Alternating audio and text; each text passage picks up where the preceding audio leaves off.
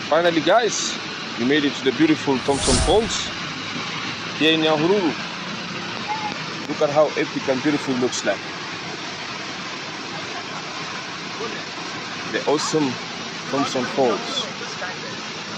Nice scenic environment. Beautiful. Guys, if you haven't subscribed to Lampard Adventures, please don't forget to subscribe. We bring you great natural phenomenal content, great wildlife content, great African safaris where you'll be able to enjoy and relax.